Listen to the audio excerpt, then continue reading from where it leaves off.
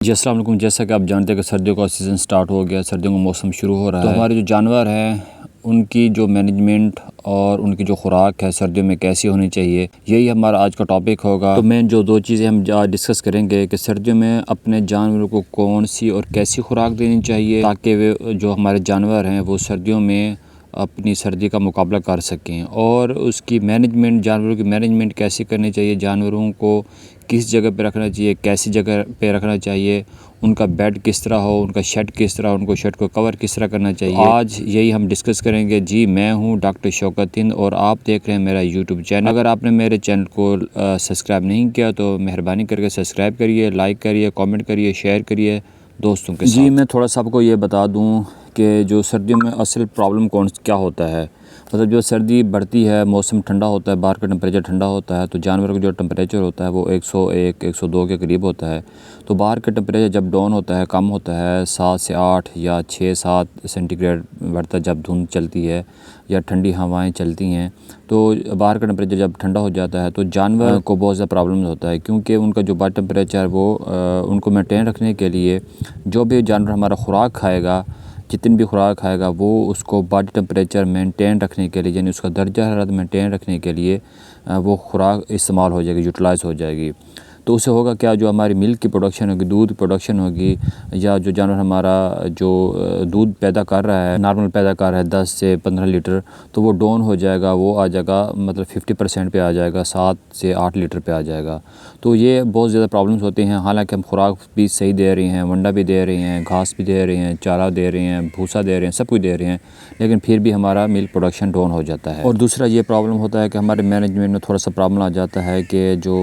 जानवर को जो टेम्परेचर हम डाउन हो जाता है, बाहर का टेम्परेचर, तो हम बाज़ वक़्त अपने शेड को कवर नहीं करते, पॉलीथीन जो होते तरपाल से कवर नहीं कर सकते, या फिर ये होता है कि जो हमारा बेड होता है जहाँ जानवर बैठते हैं वो सही नहीं होता, वहाँ पानी खड़ा रहता है, पेशाब गोबर वगैरह पड़ी रहती है, तो हम उसको साफ़ नहीं करते, या उसमें जो हम भूसा नीचे हो या जो चावल के जो छिलके होते हैं वो हम नहीं डालते। मतलब जो उसका जो बेड कंफर्टेबल जानवर फ़ील नहीं करता, जैसे जानवर कंफर्टेबल फ़ील नहीं करेगा, मतलब जानवर को सुकून नहीं आएगा, तो जानवर क्या होगा, अपनी मिल्क की प्रोडक्शन, दूध की जो मिकदार होगी, पैदावार होगी, वो कम कर देगा। तो यही हमारे दो आज टॉपिक हैं। हम इनको पहले हम डिस्कस करते हैं कि हम अपने जो जानवर का बेड है या जानवर का जो शेड है, जानवर जहाँ रह रहा है, उसको हम ठीक किस तरह कर सकते हैं। उसके जो कुछ पॉइंट्स हैं ये मैं डिस्कस करूँगा, आप कापी पेंसिल उठा लें और उनको नोट करना शुरू कर दें। हमारे इलाके में नवंबर, दिसंबर, जनवरी, फरवरी में जो बाहर का टेम्परेचर वो डाउन हो जाता है, तो हम अपने शेड को मुकम्मल बंद करें, उनमें जो पॉलीथीन है वो लगाएं, लेकिन वेंटिलेशन का आपने ख्याल रखना है कि ताज़ा हवा का जो क्रॉस है वो होता रहे। जी दूसरे नंबर पे गीली जगह पे जानवर को ना बिठाएं, मतलब जहाँ जानवर पेशाब करता है, जो गोबर करता है, वहाँ अगर हमारे जो बेड है वो गीला हो जाता है तो हमें चाहिए कि फ़ौरन उसको साफ़ करें, फ़ौरन उसको सूखी जगह प्रोवाइड करें। जी बेड में अगर सूखी गोबर है या फिर चावल की जो पिरोली होती है या फिर केले के छिलके अगर सूखे हैं वो मिल जाएं, या फिर हल्दी के पत्ते आपके पास अवेलेबल हों तो वो उसका बेड बनाएं, या फिर गंदम के जो भूसा होता है या फिर सूखी रेत होती है वो आप इसके बेड में इस्तेमाल कर सकते हैं, ताकि जानवर कंफर्टेबल हो, जानवर सुकून से बैठे और उसकी मिल्क प्रोडक्शन डाउन ना हो। जी अगर किसी दिन धूप निकल रही है और आप देख रहे हैं कि हमारा जानवर, हम अब जानवर को थोड़ा सा नहलाना चाहिए, वो थोड़ा सा गंदा हो गया है, तो आप 15 दिन के बाद जानवर को नहला सकते हैं, लेकिन एक बात का ख्याल रखना है कि पानी पहले थोड़ा सा गर्म कर लें, उसमें हल्दी और नमक डालें, फिर जानवर को नहलाएं। जी इसके अलावा जो आपके जानवर हैं, अगर आप उनको थोड़ा सा बाहर ले जाते हैं, फील्ड में ले जाते हैं, खेतों में ले जाते हैं, या फिर बाहर का जो इन्वायरमेंट होता है, धूप में जानवर थोड़ा सा बाहर चलेगा और चरेगा, उससे भी जानवर का टेम्परेचर मेंटेन होगा और वो थोड़ा सा उसको जो चरने की है आदत वो भी ज़्यादा हो सकती है। जी इसमें एक ख़ास बात और याद रखें, जब हम जानवर का दूध निकाल लेते हैं तो हम करते क्या है कि जानवर का दूध थोड़ा सा बाहर पड़ा रहता है, तो फिर वही दूध हम फिर 4-5 मिनट के बाद जो छोटे बछड़े होते हैं उनको पिला देते हैं। तो क्योंकि टेम्परेचर डाउन होता है, दूध आपका ठंडा हो जाता है, जैसे हम वो जानवरों अपने जो छोटे बछड़ों को पिलाएंगे तो वो उनको छोटे बछड़ों को नमूनिया हो जाता है, टेम्परेचर अप हो जाता है, उनकी छाती ख़राब हो जाती है, उनको नज़ला ज़ुकाम हो जाता है और वो जानवर जो हमारा छोटा बछड़ा है वो बीमार हो सकता है। तो जैसे हम अपने जानवर को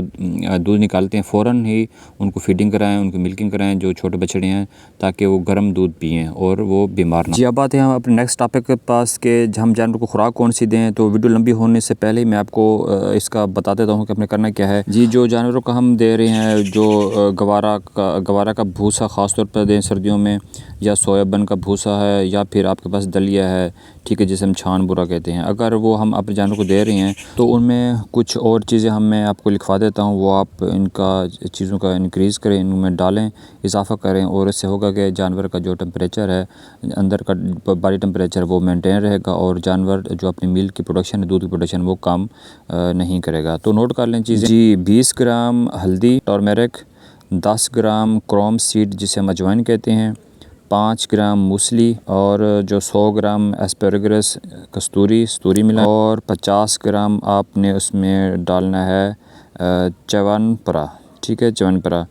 ये आपने थोड़ा थोड़ा आपने जो है, ये जो मैंने मिकदार लिखवाई हैं, ये आपने अपने जो जानवर का आप भूसा दे रहे हैं उस पे आपने इसका छिड़काव करना है, इसको मिक्स करना है,